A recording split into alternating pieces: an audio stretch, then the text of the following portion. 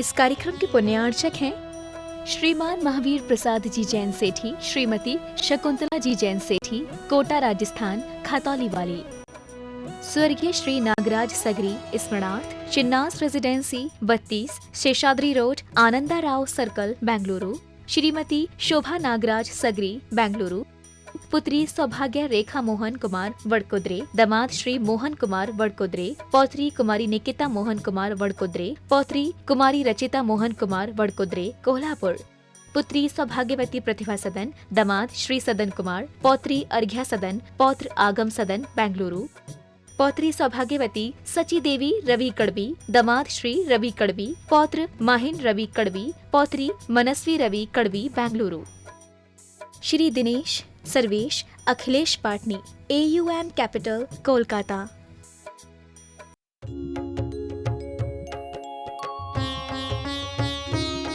शंकर समाधान। पूज्य आचार्य गुरु विद्यासागर जी महामुनिराज की जय जय जय। बोलिए गुणायतन प्रणीता, शंकर समाधान प्रवर्तक, भावना योग प्रवर्तक, प्रखर वक्ता पूज्य मुनिवर श्री प्रमाण सागर जी महाराज की जय जय जय। बोलिए परम पूज्य मुनिवर श्री अरे सागर जी महाराज की जय जय जय।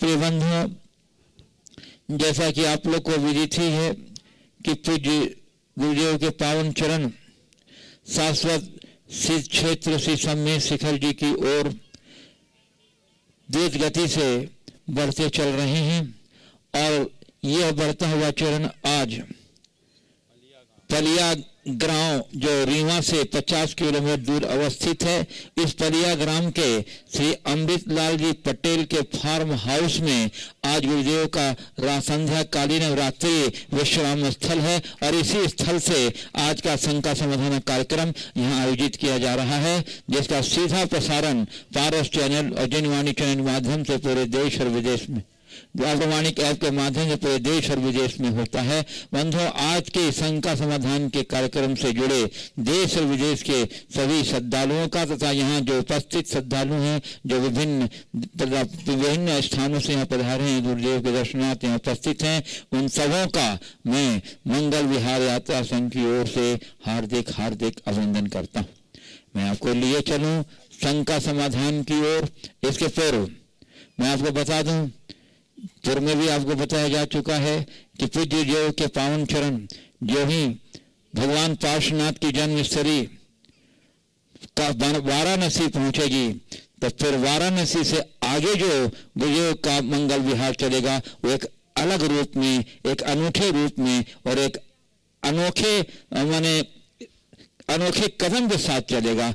अब मंगल विहार के साथ रथ यात्रा का कार्यक्रम जुड़ेगा, जिसमें श्री जी विराजमान होंगे और उस पूरे रथ यात्रा के उत्सव के कार्यक्रम में श्री जी के साथ साथ पूज्य गुरुदेव रहेंगे, हम सभी श्रद्धालु रहेंगे हजारों की संख्या में, और एक ऐसा वातावरण बनेगा, ऐसा लगेगा कि साक्षात तीर्थंकर का विहार हो रहा है इस धरती पर। अनोखा यह कार्यक्रम में मैं समझता हूँ कि अभी निकट के भविष्य के इतिहास में ऐसा कार्यक्रम मंगल विहार का तो नहीं बना जिसके साथ रथोत्सव जुड़ा हो, और वो भी 380 किलोमीटर लंबा दूरी का, और वो भी भगवान पार्श्वनाथ की जन्मस्थली से भगवान पार्श्वनाथ के निर्वाण स्थली तक का अभूतपूर्व है यह रथोत्सव का आयोजन। बड़े भाग्यशाली और सौभाग्यशाली होंगे जो इस रथोत्सव के में सम्मिलित होकर के पुण्य अर्जन करेंगे। तो मेरा आपसे अनुरोध है कि आप इस अद्भुत और अनोखे कार्यक्रम में अपने को जरूर जोड़िए, और इसके लिए बहुत आसान सी प्रक्रिया है। आपके सुविधा के लिए प्रमाणिक ऐप में फॉर्म लोड कर दिया गया है।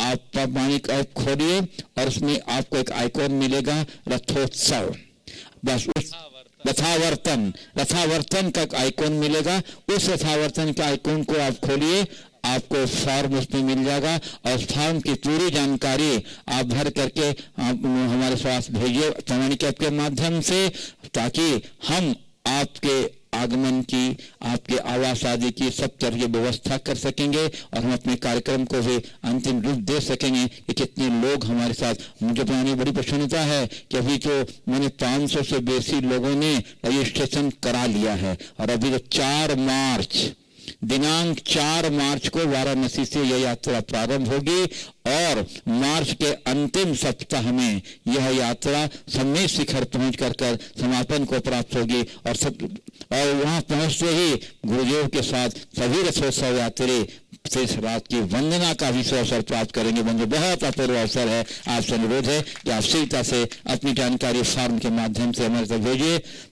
और बंधुओं, अब मैं इसके पूर्व हम लोग चले शंका समाधान के उसके पूर्व हम लोग सभी मिलकर पूज्य को चरण करेंगे, त्योहार नमस्ते करते हुए उनके मंगल में आशीर्वाद से अपने को अभिषेक करके साथ करेंगे। तो हाथ जोड़िए, मस्तक झुकाइए और बोलिए मेरे साथ, नमो गुरुदेव, नमो गुरुदेव, नमो गुरुदेव। बोलिए मनवर से ब्रह्मांड सागर जी महाराज की जय जय जय।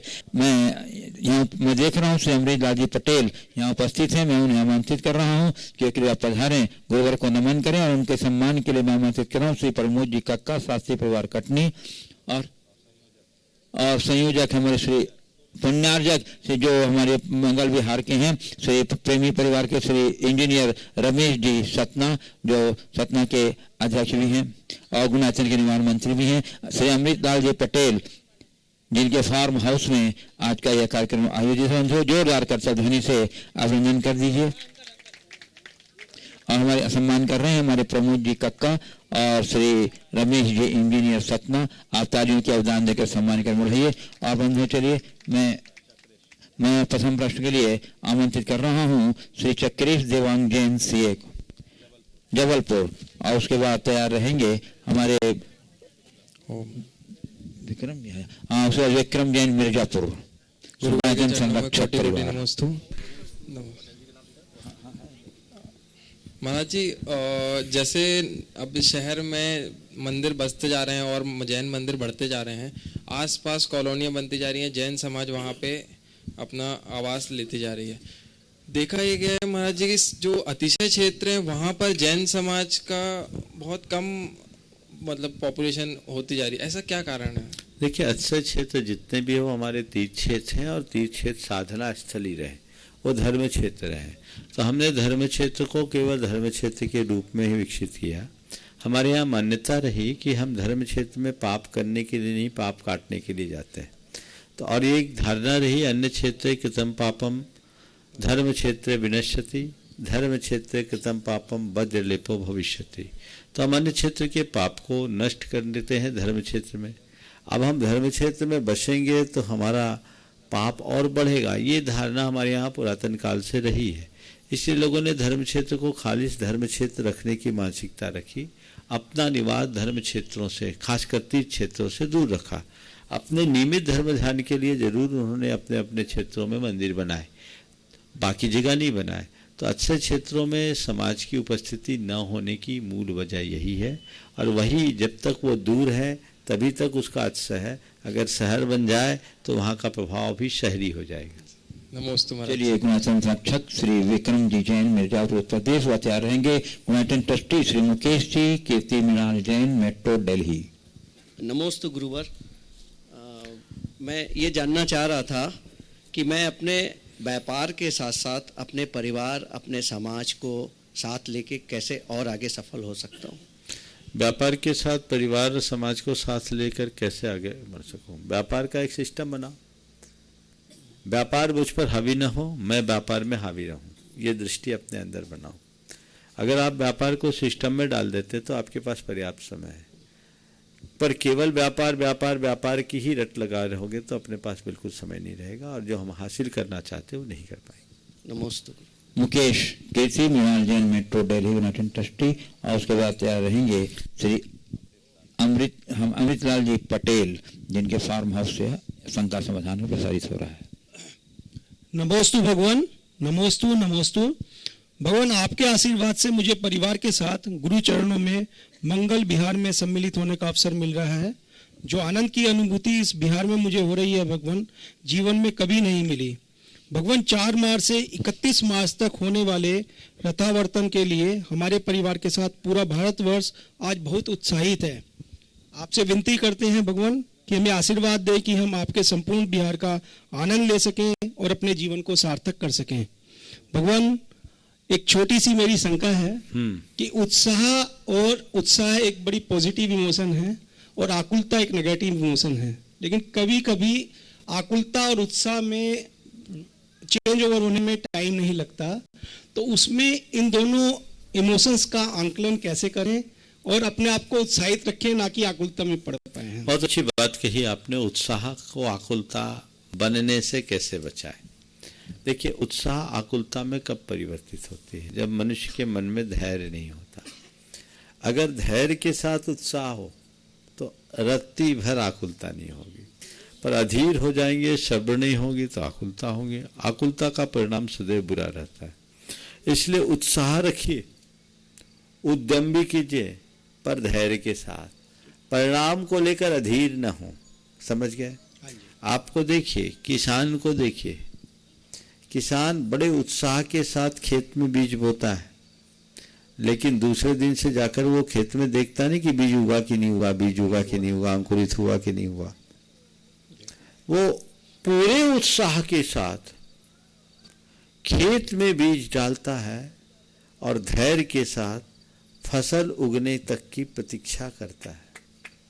उसके मन में रंच मात्र आकुलता नहीं होती, और फसल तैयार होने तक वो उतने ही उत्साह से अपने फसल को सींचता, उसकी रक्षा करता है। समझ गए? तो काम अच्छा होता है। और अधीर हो जाए, आजकल आप लोगों के अंदर एक बीमारी आ गई है, वो है इंस्टेंट। सब कुछ इंस्टेंट, इमीडिएट, तुरंत। ऐसे व्यक्ति कभी सुखी नहीं हो सकते। इसलिए उत्साह के साथ धीरज बहुत जरूरी है। नमोस्तु। श्री अमृतलाल जी पटेल, पलिया ग्राम, और उसके बाद तैयार रहेंगे संस्कार जैन, बनगांव, दमोह। श्री गुरुवर के चरणों में नमस्तो। महाराज जी, मैं आज जो यहाँ पे आप पधारे तो हमने कभी सोचा नहीं था कि ऐसा कुछ होगा। तो मैं ये चाहूँगा कि ये ऐसा कैसे हुआ, और दूसरा ये हम चाहेंगे कि ये इस तरह जब भी यहाँ से यात्रा निकले तो इसको एक ट्रस्ट मान लिया जाए। हम हमेशा तैयार रहा करेंगे यहाँ, जब भी हमें सूचना मिल जाएगी, क्योंकि कल तक हमें जानकारी नहीं थी कि महाराज जी को पधारना है, लेकिन ऊपर वाले की क्या मर्जी रही कि आज आपका चरण यहाँ पड़ा।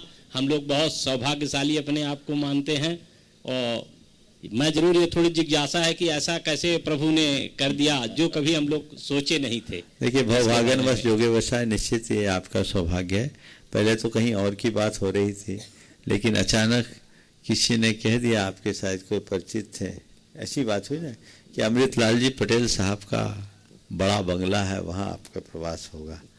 इन लोगों ने देख के तय कर दिया, जगह जहाँ होना होता वहीं होता है, और ये पुण्य लाभ आज आपको मिला है। ये खाली जगह, मैं समझता हूँ शायद पहली बार ऐसा योग बना होगा और कोई आकर के यहाँ ठहरा होगा। आपने बहुत अच्छा भाव रखा है कि हमें हमेशा मिले, और एक सबसे बड़ी भावना जो आपने प्रकट की कि इसे एक ट्रस्ट समझ लिया जाए, बहुत स्वागत योग्य भाव है। और ऐसे ही संतों की सेवा करने के लिए हर व्यक्ति के अंदर भाव उमड़ना चाहिए।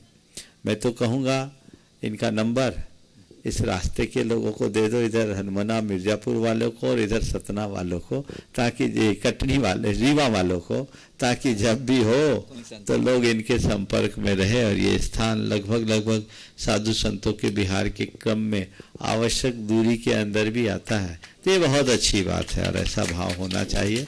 मेरा आशीर्वाद है आपके हृदय में ऐसे ही सत्संग का प्रेम हमेशा बना रहे और आप अपने जीवन को अच्छा बना सकें। महाराज जी के चरणों में नमस्ते। श्री संस्कार जैन, बनगांव, दमोह, उसके बाद तैयार रहेंगे अनिल जैन, कटनी। दोनों गुरुवर के चरणों में बारंबार नमोस्तु। मेरा महाराज जी, मेरा प्रश्न यह है कि महाराज जी, अगर हमसे कोई नियम टूट जाता है तो महाराज जी, अगर हमारे गांव या नगर में माता जी या महाराज जी नहीं है तो महाराज जी क्या हम भगवान के चरणों में जाके प्रायश्चित ले सकते हैं क्या? देखो, अगर नियम लिया है तो उसे निभाना चाहिए, टूटना नहीं चाहिए, तोड़ना नहीं चाहिए। कदाचित टूट जाए तो अंदर आत्मग्लानि होनी चाहिए, भगवान की साक्षी में जाकर अपनी निंदा ग्रह करनी चाहिए और ये संकल्प लेना चाहिए कि मैं इसकी पुनरावृत्ति नहीं करूँगा। और इसके साथ ही जब कभी गुरुजनों के पास जाएं तो उनसे जाकर के कहना चाहिए हमारा ये नियम टूट गया, आप हमको प्रायश्चित दें। नमस्ते। चलिए, श्री अनिल जी कटनी और सेवा तैयार रहेंगे। पुण्यार्जक परिवार मंगल विहार के पुण्यार्जक परिवार प्रेमी परिवार के श्री रमेश जी इंजीनियर सतना। आराध्य गुरुवर के चरणों में मेरा, मेरे परिवार का और कटनी जैन समाज का नमोस्तु नमोस्तु नमोस्तु। गुरुवर, आपके मंगल विहार का आनंद लेने वाले 4 प्रकार के व्यक्ति जो आनंदित हैं। एक वो गुरुवर जो घर बैठकर आनंदित हैं, विहार कराने वालों की आलोचना में आनंदित हैं। अच्छा। दूसरे वो गुरुवर जो विहार कराने के भाव तो हैं पर मजबूरी है अनुमोदना कर रहे हैं। तीसरे वो गुरुवर जो विहार में शामिल हैं पर अपने आप में मस्त हैं। चौथे वो गुरुवर बिहार में शामिल भी हैं, भक्ति भी है, धन श्रम सब कुछ लगाकर आपकी मंगल बिहार यात्रा में आनंदित है। हे गुरुवर, इन सभी पुण्यवान जीवों के पुण्य में क्या फर्क है? मैं तो कहता हूँ सब अच्छे हैं और सबसे पहले वालों को आशीर्वाद दे देता हूँ कि उनका पुण्य बढ़े और उनकी मति सुधरे। और क्या कह सकते हैं, ये बड़ी विचित्रता है। कुछ लोगों को और कुछ नहीं, बैठे ठाले यही काम रह जाता है। हमेशा सदैव ध्यान रखना चाहिए, हमें आलोचना नहीं अनुमोदना करना चाहिए। अच्छे कार्य के लिए हमेशा उत्साहित होना चाहिए।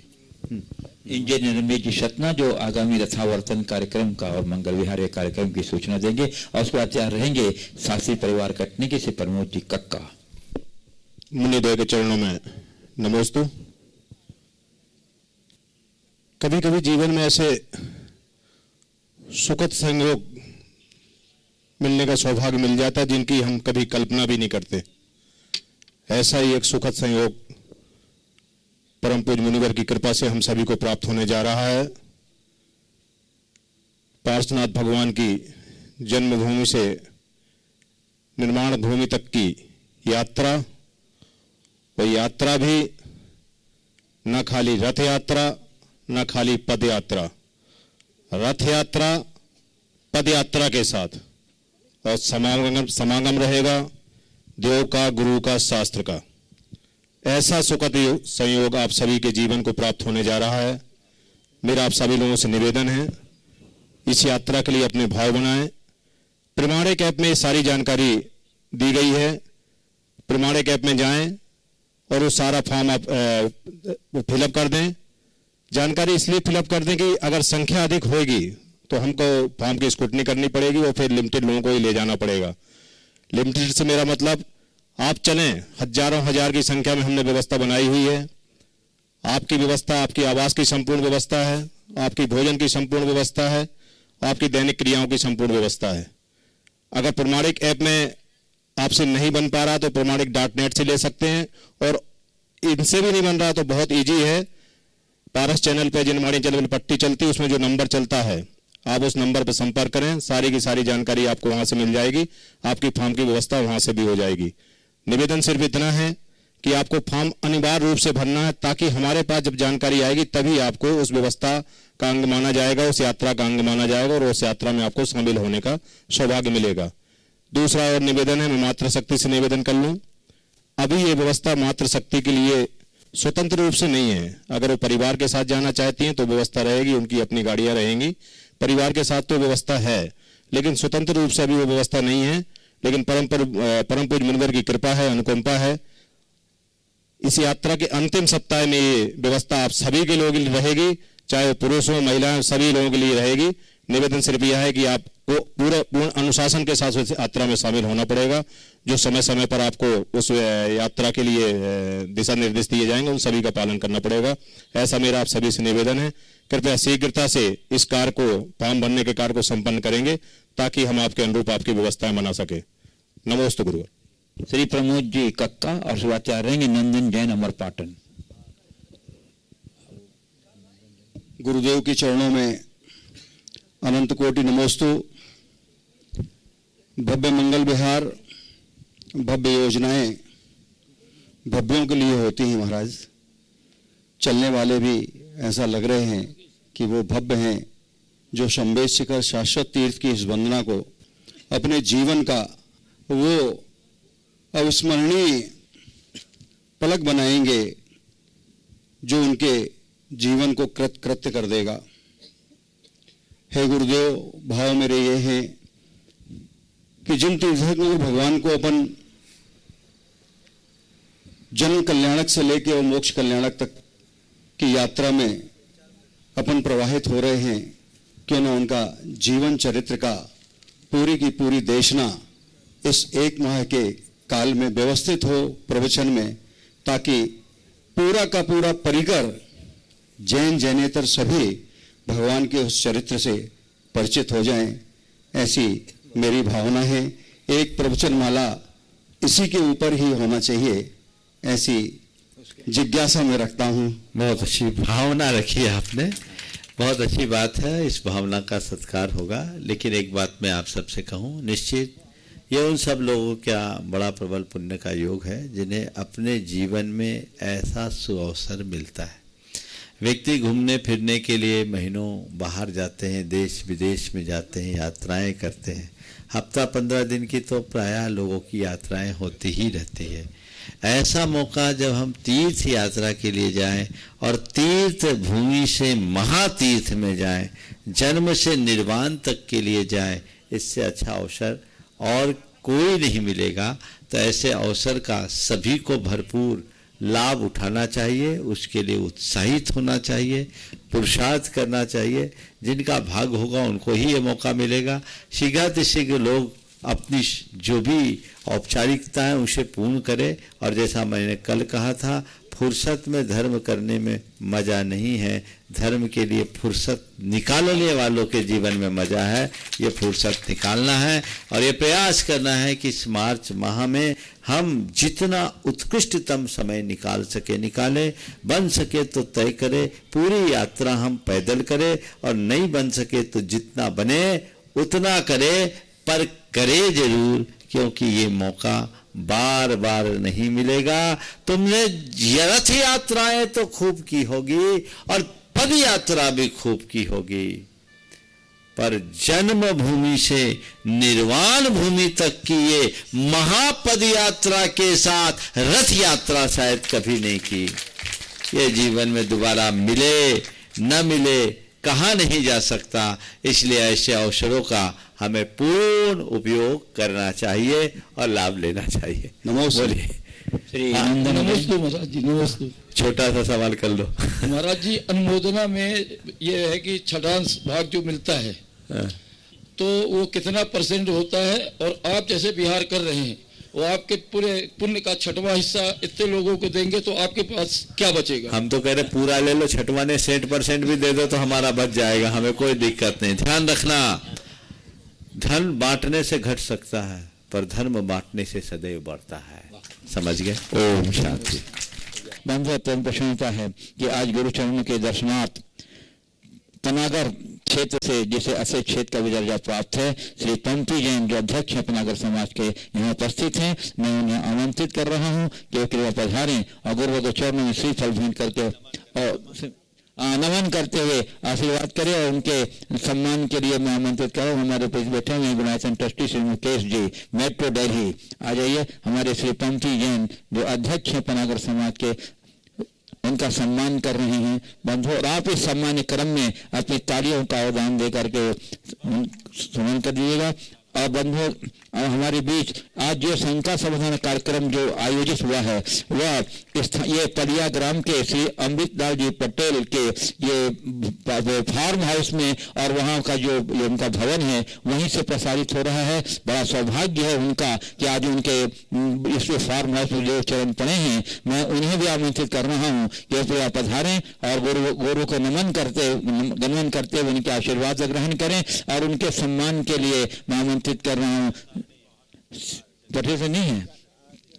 चलिए चलिए, तब उसके बाद हमारे पास यहाँ उपस्थित हैं पूर्व विधायक श्री उदय प्रकाश जी मिश्रा। मैं उन्हें आमंत्रित कर रहा हूँ नमन हेतु और उनके सम्मान के लिए से हाँ जवाहर जी जैन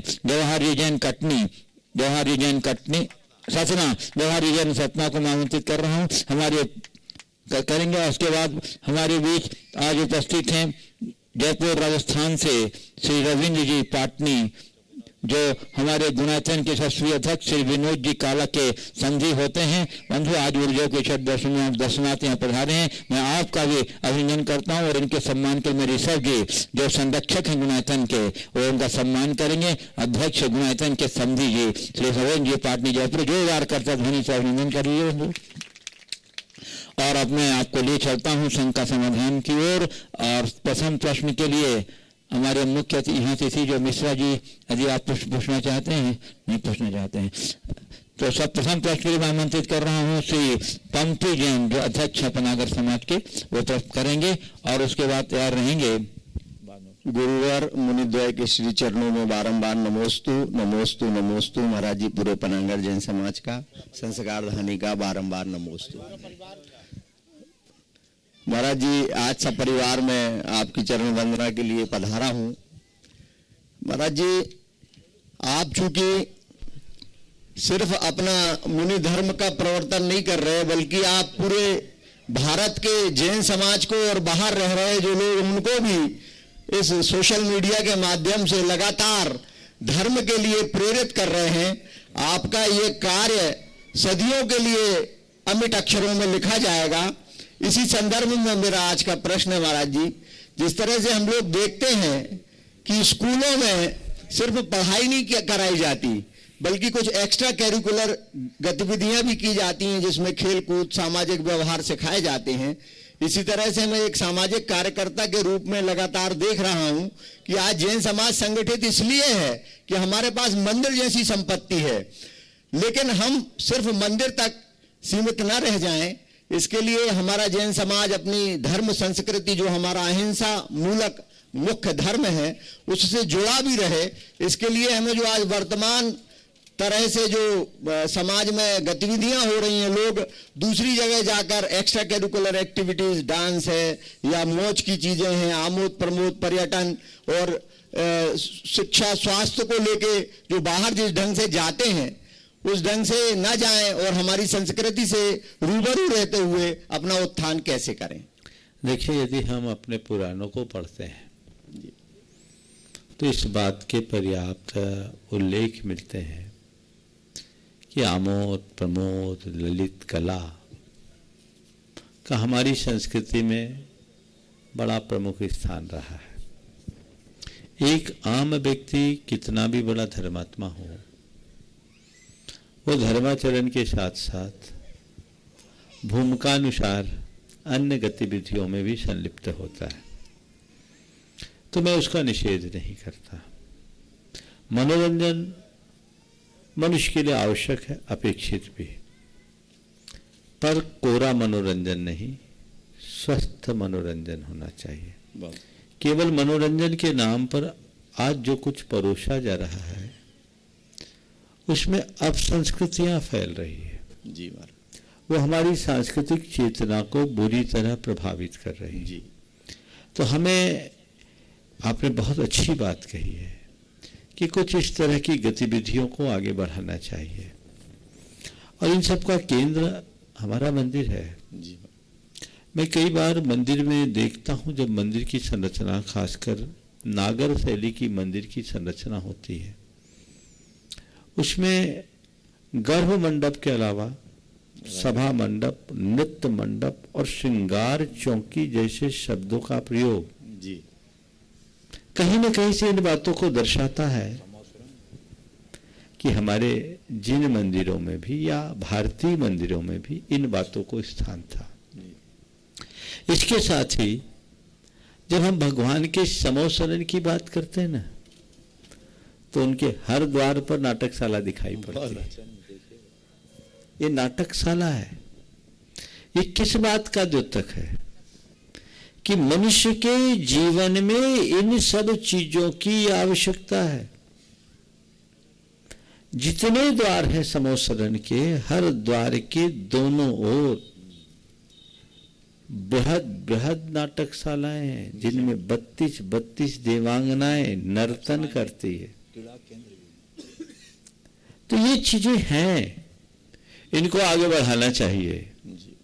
और मनोरंजन के साथ यदि धर्म हम लोगों को सिखा सके तो इससे अच्छी बात क्या होगी। गुणायतन इसी कमी को पूर्ण करने का एक प्रयत्न है। जब आप गुणायतन आएंगे, अब तो हम पहुंच ही रहे हैं और ज्यादा भी इंतजार की देर नहीं है। हम लोगों का मुझे लगता है सब कुछ ठीक ठाक रहा तो जैसा लक्ष्य कमेटी ने रखा है 2022 में काम हो जाएगा।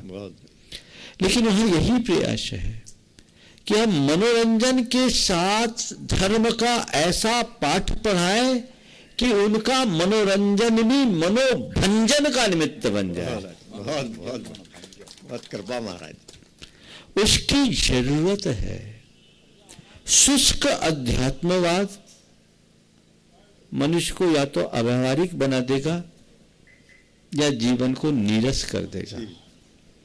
दूसरी बात, आम जन इन चीजों से नहीं जुड़ पाते, तो हमें इन्हें जोड़ने के लिए कतई किसी प्रकार का संकोच नहीं करना चाहिए, पर सावधानी जरूर रखना चाहिए।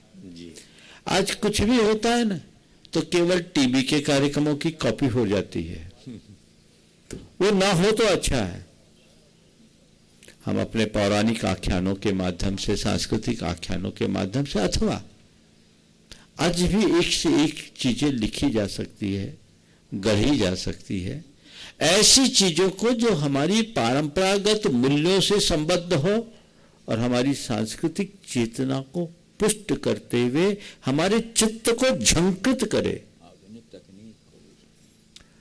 आधुनिक तकनीक का इस्तेमाल हो, पर सामग्री सब हमारी संस्कृति के साथ जुड़ी भी हो, हमारी सांस्कृतिक चेतना को बढ़ाने वाली हो, तो इससे अच्छा और कुछ नहीं होगा। तो इन बातों पर हमें गंभीरता से ध्यान देना चाहिए। आपका सुझाव बहुत अच्छा। बहुत बड़े महाराज जी। मैं मंत्री के लिए बहुत बच्चे पूछेंगे? आप बच्चे कुछ पूछेंगे? तुम लोग नहीं पूछेंगे। चलो ठीक। श्री प्रदीप पी तिवारी जो अध्यक्ष हैं अधिवक्ता संघ अमरपाटन के, अधिवक्ता स्वयं भी अधिवक्ता हैं, और सेवाचार्य रहेंगे श्री अतुल तिवारी रीवा। महाराज जी के चरणों में कोटि शरणम। महाराज जी, आपके साथ भी मुझे चलने का सौभाग्य मिला। मैं अपने आप को बड़ा धन्य मानता हूँ, और जब से आपकी छाया, आपने मेरे सिर में हाथ रखा, मेरी तरक्की ही बढ़ गई। महाराज जी, आप सतना में पधारे और वहाँ पर भावना योग का आयोजन किया, लेकिन मैंने उस पुण्य लाभ से वंचित रह गया। मैं पतंजलि योग समिति जिला सतना का अध्यक्ष भी हूँ और योग को नियमित रूप से करता भी हूँ और आम जन को भी सिखाता भी हूँ। मेरा एक सवाल था महाराज जी, एक शारीरिक रूप से जो क्रिया योग करते हैं और आपने जो भावना योग कराया, और मुझे सतना से तमाम फोन आए, लेकिन मेरा दुर्भाग्य था, मैं नहीं आ पाया आपके इसी चरणों में। तो भावना योग और क्रिया योग को अगर साथ में ले ले तो कुंडलिनी जागरण जो योग से होती है, उसमें कितनी शीघ्रता से हम इसको सिद्ध कर सकते हैं? देखिए, आपका सुझाव अच्छा है, ये प्रयोग किया जा सकता है, पर मैंने ये देखा कि क्रिया योग में आजकल हर कोई सक्षम नहीं होते और लोगों के पास समय की भी कमी। अब क्रिया योग करे तो कम से कम 20 मिनट तो चाहिए। 20 मिनट में वो अपने पूरे शरीर के अस्थियों का, संधियों का संचालन करे, सक्रियता है, फिर भावना योग करे, तो इतना समय लोगों के पास कम रहता है। तो मुझे ऐसा अनुभव हुआ कि क्रिया योग के बिना भी भावना योग का हम बहुत लाभ ले सकते हैं और ले रहे हैं। इसलिए मैंने क्रिया योग का प्रयोग नहीं किया। पहले कई जगह भावना योग के पूर्व क्रिया योग भी हमने कराया है, लेकिन उससे वही एक बात आई कि हमारे सामने तो लोग कर देते, नियमित उतना समय नहीं। और भावना योग अच्छे से करने के लिए जिनको प्रारंभिक अवस्था में करना है, करीब करीब जो 45 मिनट का भावना योग है उन्हें 90 दिन तक जरूर करना चाहिए। फिर भले आप उसमें कई रूप है, 5 मिनट का भी है, 25 मिनट का भी है, 30 मिनट का भी है, फिर कोई भी करे तो कमांड जुड़ते हैं और जीवन बदलता है। तो भावना योग का अपना महत्व है। क्रिया योग तो कोई भी हो बहुत महत्वपूर्ण है और जीवन के निर्माण के लिए, जीवन के परिवर्तन के लिए बहुत आवश्यक और अपेक्षित भी है। हमें उसे देखना चाहिए और इसे आगे बढ़ाएं। आप भावना क्रिया योग करते ही हैं, साथ में भावना योग भी करा लीजिए समय और सुविधा के अनुसार। देखिए, शरीर को स्वस्थ रखने के लिए, मन को दुरुस्त करने के लिए क्रिया योग की प्रासंगिकता को नकारा नहीं जा सकता और लोगों में बहुत बड़ा बदलाव आया है। पर भावना योग इससे कुछ हटकर है और हमारी प्राचीन भारतीय संस्कृति का ही एक अंग है। जैसे योग हमारी संस्कृति का अंग है, तो उसको हमने इस तरीके से प्रवर्तित किया ताकि सभी लोग उसका लाभ ले सकें। चलिए, श्री अतुल तिवारी जी, रीवा। महाराज जी को कोटिशा नमन। आज मेरा परम सौभाग्य है कि आपका दर्शन लाभ प्रदीप भैया के माध्यम से प्राप्त हुआ। आपके श्री वचन पारस चैनल में कई बार देखा सुना। पिछले 2 दिन से मन काफ़ी विचलित था और एक शंका बार बार मन में आ रही थी। पिछले 2 दिन पहले हमारे यहाँ एक घटना घटित हुई। एक बस सीधी में पानी में चली गई जिसमें 47 लोग असामयिक काल कवलित हो गए। उसमें 20 वर्ष के बच्चे, 6 माह की बच्ची, कई सारे लोग थे जो इस संसार से चले गए। तो 2 दिन से मन में काफ़ी ज़्यादा ये विचलन हो रहा था और एक सवाल बार बार आ रहा था कि ऐसा इस तरह की घटना एक संयोग है। उस घटनाक्रम के बारे में मुझे बताया गया, जैसा मुझे पता नहीं, जैसा मुझे बताया गया उस आधार पर मैं बोल रहा हूँ। जिस रास्ते से बस गई वो रास्ता था ही नहीं, पर मूल रास्ता में जाम अधिक होने से लोगों ने जल्दी के लिए ड्राइवर को दबाव देकर इस रास्ते से मोड़ा। ऐसा मुझसे कहा, मुझे नहीं मालूम, ऐसी सत्यता होगी। अब वो उधर ले गया, कहीं न कहीं गाड़ी का संतुलन खोया। सड़क इतनी सकरी नहीं थी कि नाली में नहर में चले जाए। संतुलन खोया और ये दुर्घटना घटी। अगर हम कर्मशास्त्रीय दृष्टि से देखें तो ये सभी के सामूहिक पाप का उदय है, समझ गए। पर मैं इसे केवल पापोदय के रूप में कहकर स्वीकार करना नहीं चाहता।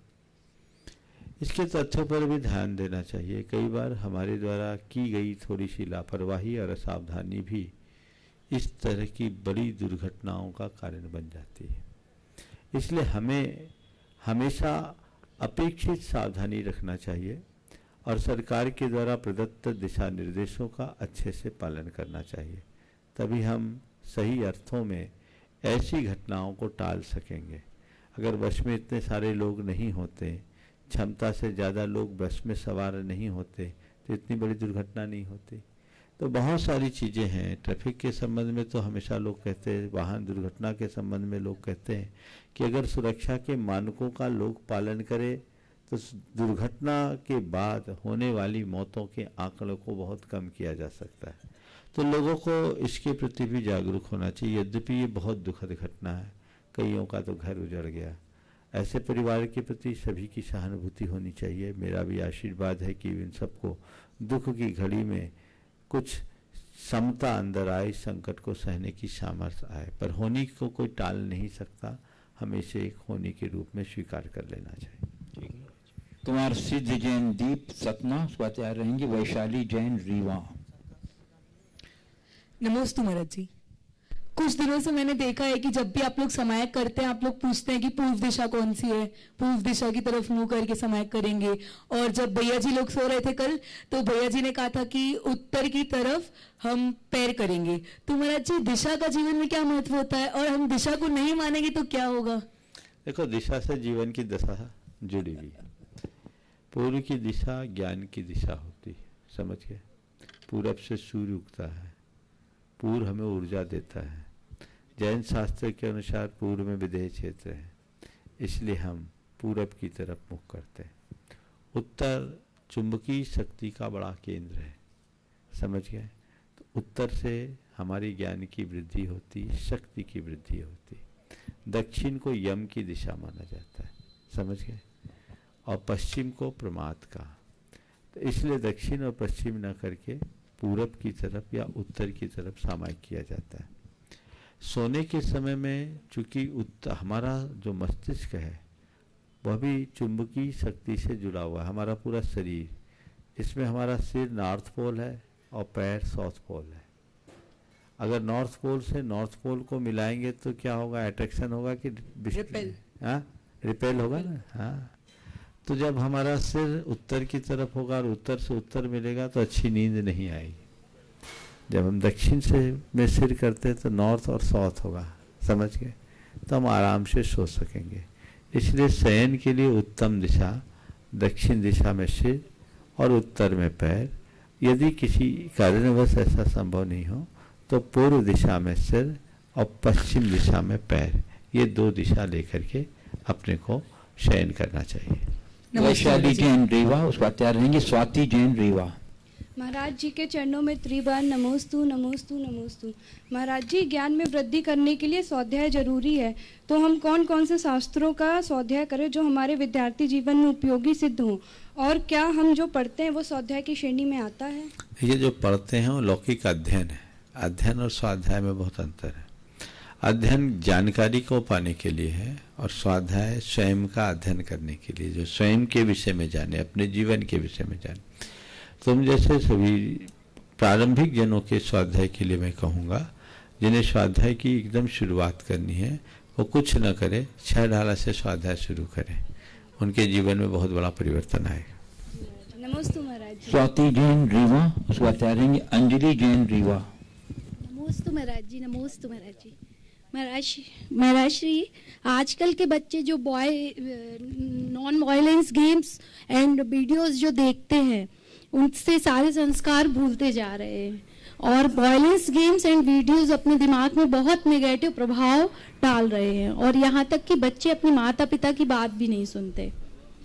तो महाराज श्री, ऐसा क्या करें माँ बाप कि उनको समझ में आए और गेम्स से अपनी लाइफ को नेगेटिव डायरेक्शन में जाने से रोक सकें वो, और हम माँ बाप क्या करें कि वो पॉजिटिव डायरेक्शन। सबसे पहले माँ बाप को मैं सलाह दूंगा वो खुद इस तरह के सोशल मीडिया से अपने आप को दूर करें। बच्चों को गेम्स से बचने के लिए कहते, खुद गेम्स में रमे रहते हैं। एक बार एक ने कहा, अपने बेटे की शिकायत की, महाराज जी इससे पबजी खेलता है, इसको छुड़वा दो। बेटा पबजी खेलता है, आप इसको छुड़वा दो। मैं बेटे की तरफ देखा ही नहीं कि बेटा ने कहा महाराज जी आप पहले इनसे कहिए ये क्या खेलते हैं। तो होता ये है कि आज के समय में बच्चों और माँ बाप के बीच एक दूरी बन गई है। बच्चे अपने पढ़ाई में, माँ बाप में, पिता अपने व्यापार में, और माँ किटी पार्टी में बिजी हो गई। व्यस्तता इतनी हो गई कि बच्चों के साथ संवाद ही नहीं जुड़ता। छोटेपन में 8-10 साल तक तो फिर भी आप बच्चों के साथ निकट रहते हैं। 11-12 साल की उम्र पार करते ही बच्चों की माँ बाप से दूरी होने लगती है। फिर घर में कोई एक्टिविटीज करने का उनको अवसर नहीं मिलता, तो इस तरह की डिजिटल सामग्री उनके सामने आती है, और एक बार किसी चीज की लत लग जाए तो उसे छूटना बहुत मुश्किल होता है। तो इसके लिए क्या करें? 2 स्तर पर काम करना चाहिए। पहले तो स्वयं को सुधारना चाहिए। माँ बाप बच्चों से जो अपेक्षा रखते हैं वो आदर्श उनके जीवन में खुद दिखे। आप तय करें कि हम सोशल मीडिया का एक लिमिट से अधिक प्रयोग नहीं करेंगे, और हम बच्चों को वायलेंस के गेम खेलने के लिए मना करते हैं तो कम से कम इतना करें कि हम गेम ही ना खेलें। बच्चे नहीं करेंगे। मैं आपको बताऊं, सिंगापुर में एक दंपति है, मल्टीनेशनल कंपनी में काम करते हैं दोनों। उन्होंने अपने बच्चों के भविष्य की खातिर क्या किया, ऑफिस के बाहर स्मार्टफोन का यूज ही बंद कर दिया। वो ऑफिस के बाहर वो एकदम साधारण सा डिबिया सी रहते हैं, नोकिया 1000 वो ही रखते हैं, जो भी है एकदम साधारण, वो यूज ही नहीं करते। बोले ऑफिस, हमारा ऑफिस में छूट जाता है। और बच्चों को भी वो इसी तरह की बातें सिखाते हैं। तो अंतर आता है। तो पहले हम खुद के अंदर संयम रखेंगे, तब कहीं जाकर बच्चों को संयम का पाठ पढ़ा सकेंगे। इसलिए संयम का भाव हमारे अंतर मन में होना चाहिए, बल्कि होना ही चाहिए। दूसरे स्तर पर बच्चों को औचित्य का बोध कराना चाहिए। आप उनसे कहो मोबाइल यूज मत करो, मोबाइल यूज नहीं करो, तो निषेध करने से और ज़्यादा अट्रैक्शन होगा। आप उसे कोई भी संसाधन दीजिए, पर उसे बता दीजिए बेटा ये सुविधा कहाँ है और यही दुविधा कब बन जाती है। हमें सुविधा का उपयोग करना है, इसे दुविधा बनाने से बचना है। बस इतनी सी समझ अपने मन में हो गई तो हमारे सारे कार्य बहुत सुगम होंगे, फिर कहीं किसी तरह की कठिनाई नहीं होगी। बच्चों को हिंसा का पाठ भी पढ़ाना चाहिए और बताना चाहिए कि इस तरह के गेम्स करने में हिंसा में भाव हिंसा कितनी होती है। और फिर बच्चों के साथ समय इतना बिताइए, बच्चों के साथ खुद खेलना शुरू कर दीजिए ना, फिजिकल गेम खेलना शुरू कर दीजिए, ताकि बच्चों का आपसे इतना लगाव बढ़ जाए कि इधर उधर भटकाव ही ना हो। अंजलि जैन रीवा, उसके बाद तैयार रहेंगी अनामिका जैन कटनी। दोनों गुरुवर के चरणों में त्रिवार नमोस्तु नमोस्तु नमोस्तु। महाराज जी, मृत्यु के बाद शव को अकेला क्यों नहीं छोड़ा जाता है एवं औरतों को शमशान घाट में क्यों नहीं ले जाते हैं? देखिए, मृत्यु के बाद शव को अकेला डर के मारे नहीं छोड़ते। कहीं कुछ आ जाए अकेले छोड़ दे, वो भूत व्यंतर ना हो जाए। बहुत सारा काम तो डर के मारे होता। हाँ, महाराज कह रहे कान तो छिदे रहते, सबके कान नहीं छिदे होते। नहीं, ऐसा नियम नहीं है। ऐसा कहा जाता शरीर छिन्न है तो व्यंतर का प्रवेश नहीं होता, पर वो एक डर न हो, कोई देवी देवता न घुस जाए, अथवा उस मृत शरीर को देखकर किसी के मन में अचानक डर उत्पन्न न हो जाए, इसीलिए उसे अकेला नहीं छोड़ते हैं। अब महिलाओं को शमशान में क्यों नहीं ले जाते हैं? हम इस संदर्भ में दो ही बातें समझते हैं। पहली बात कि समाज में ऐसी व्यवस्था है, जो पाप का काम महिलाओं से न कराएं तो अच्छा है। अब किसी को जलाना कौन सा अच्छा काम है, इसलिए हमारी समाज में एक व्यवस्था बना दी गई कि इससे महिलाएं दूर ही रहे तो अच्छा। समझ गए? दूसरा, जो हमें कहने में कुछ संकोच हो रहा है, क्योंकि आजकल ये सब व्याख्याएं उल्टी हो गई, फिर भी मैं कह दे रहा हूँ, महिलाएं अपेक्षाकृत इस तरह के प्रसंगों में ज़्यादा भावुक हो जाती है, तो भाव विवलता ना हो।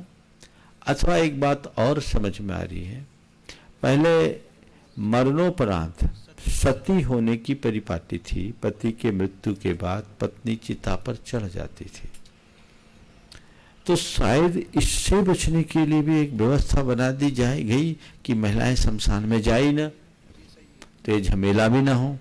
मुझे ये सबसे ज्यादा दमदार वजह दिखाई पड़ रही है। समझ गए? तो इसलिए जो व्यवस्थाएं हैं महिलाओं के हित में है।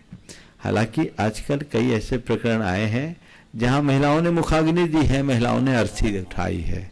समय बदल रहा है, अब तो घोड़ी पर भी महिलाएं चढ़ने लगी है। आ गया है, ये समय का परिवर्तन है। ये सब सामाजिक परंपराएं हैं, इनका धर्म से कोई लेना देना नहीं। महाराज जी, एक सेकंड, जैसे मेरे पापा नहीं है, भाई नहीं है, तो मैं अपनी माँ को कांधा दे सकती हूँ? अब इस विषय में मैं कुछ नहीं कह सकता, क्योंकि धर्मशास्त्र की बात ये बिल्कुल अलग है। सामाजिक परंपराओं के अनुरूप कार्य करना चाहिए जी।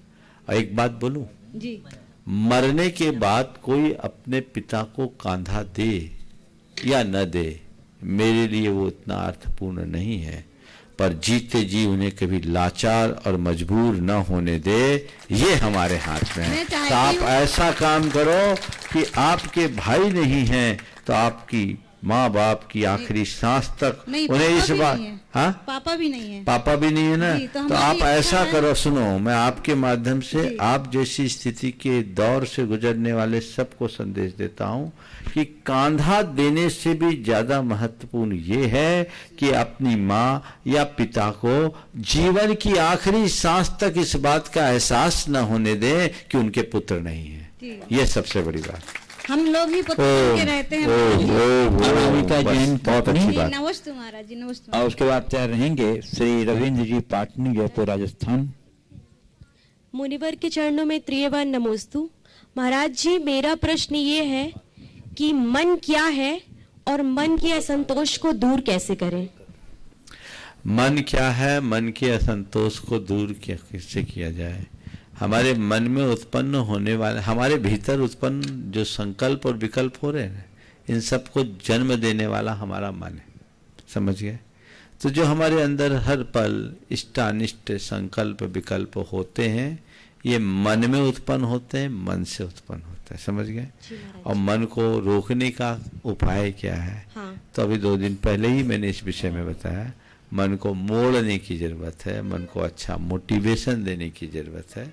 सम्यक दिशा दर्शन और प्रवाह परिवर्तन से मन को स्थिर किया जा सकता है। 2 दिन पहले इस पर काफी व्याख्या हुई।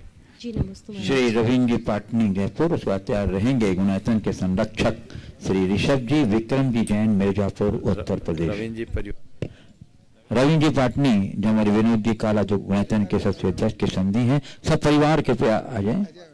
उनकी माता जी भी उनके साथ हैं, जो भी उनके परिवार के सज्जन यहाँ उपस्थित हैं, उनके साथ सम्मिलित होकर के अपनी जिज्ञासा रख सकते हैं। महाराज श्री नमोस्तु नमोस्तु नमोस्तु। महाराज श्री नमोस्तु नमोस्तु नमोस्तु। मेरा सवाल ये है कि मेरे बिजनेस की बहुत लालसा रहती है, जबकि बिल्कुल भी जरूरत नहीं है, छूटता नहीं है, क्या करना चाहिए? एक।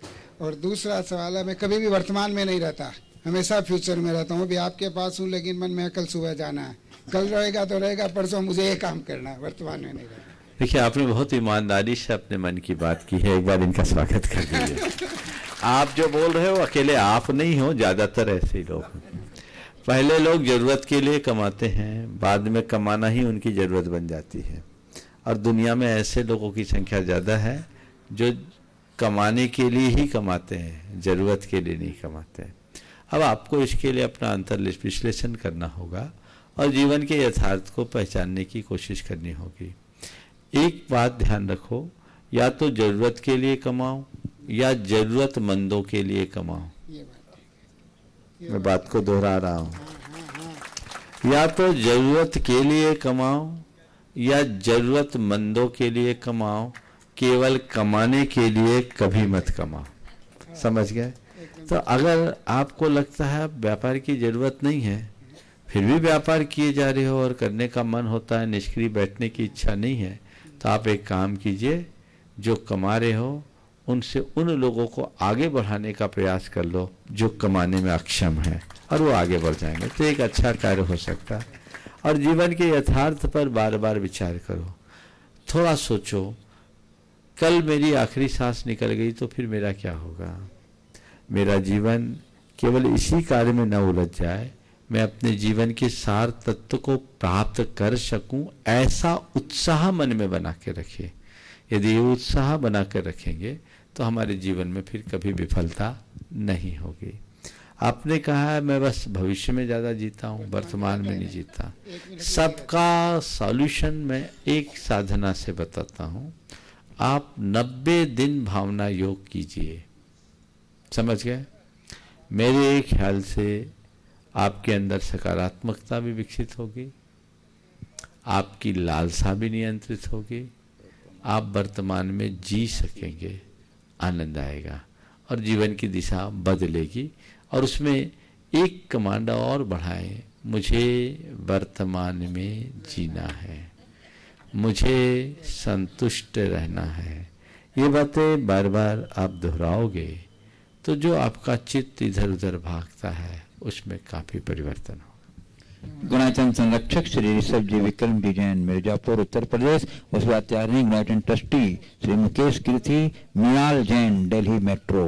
गुरुदेव के पावन चरणों में कोटि कोटि नमोस्तु नमोस्तु नमोस्तु। गुरुदेव, आज एक किसान की धरती में हम लोग बैठे हुए हैं और ये पहला मेरा अनुभव है, तो क्यों ना हम खेत और खलियान और उनकी मेहनत के बारे में आपसे कुछ प्रश्न करें। गुरु, ये श्रमजीवी होते हैं, ये वर्ग बड़ी मेहनत करते हैं, हाड़ तोड़ मेहनत करते हैं, 24 घंटा गुरुदेव वही मेहनत करते हैं, पूरा पुरुषार्थ करते हुए अपने काम को बड़ी ईमानदारी से करते हैं। फिर भी उसके बावजूद ये अभावग्रस्त हैं, गरीब हैं, कुछ को छोड़ करके, तो ऐसा गुरुदेव क्यों है?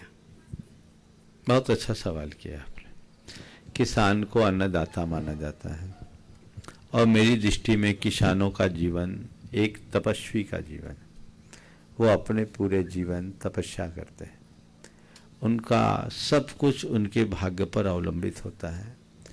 उनका सारा धन उनके खेत में, खुले खेत में पड़ा होता है। भाग्य साथ दे तो घर में फसल आ जाए, और भाग्य अगर साथ न दे तो सारी फसल चौपट हो जाती है। तो ये किसान के साथ है।